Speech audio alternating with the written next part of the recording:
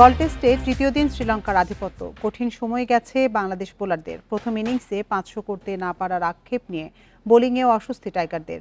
495 রানের জবাবে স্বাগতিকরা তুলেছে 4 উইকেটে 368 রান।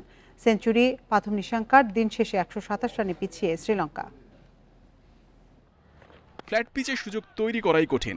কিপার লিটনের অবাক করা কাণ্ড। স্লিপে ক্যাচ হতে পারত। লিটন অহেতুক পা বাড়িয়ে সুযোগ নষ্ট করেন। তাইজুল নাইমরা আলগা বোলিংয়ে চাপ বাড়িয়েছেন। বিপরীতে পার্ট টাইমার মুমিনুল দেখান কোন লেন্থে বল করতে হয়। ম্যাথিউসকে 39 রানে ফিরিয়ে মুমিনুলের উল্লাস। শেষ বিকেলে নিশাঙ্কার বিদায় স্বস্তি। নতুন বলে ভাগ্য ফেরে বাংলাদেশের। লঙ্কান ওপেনারকে ডাবল সেঞ্চুরি করতে দেননি হাসান মাহমুদ। দিনের শুরুতে হাসান নাহিদের প্রতিরোধ টেকে 16 বল 11 রান যোগ করে 495-তে অল আউট বাংলাদেশ। পাথম নিশাঙ্কা লাহিরু উদারা। 29 বছর পর শ্রীলঙ্কার দুই ডানহাতির উদ্বোধনী জুটি। লঙ্কানরা দ্রুত রান তোলার আভাস দেয় শুরু থেকে।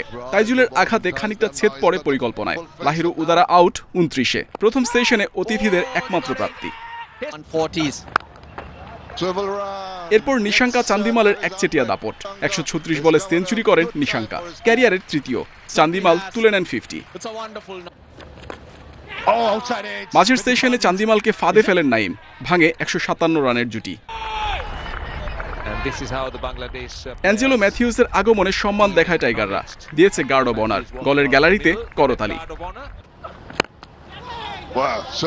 ক্যারিয়ার সেরা ইনিংসে শ্রীলঙ্কাকে নির্ভর রাখেন নিশাঙ্কা। 150 ছুঁয়েছেন 201 বলে। দিন শেষে তার ডাবল মিসের আক্ষেপ স্বাগতিক ডেরায়। বিদায় টেস্টের প্রথম ইনিংসে ম্যাথিউসের 39 রান। 3 সেশনে 4 উইকেট নিতে পেরেছে বাংলাদেশ। শিকারে নাম তুলেছেন তাইজুল, নাইম, মুমিনুল ও হাসান। নাহিদ খরুচে ও উইকেট শূন্য।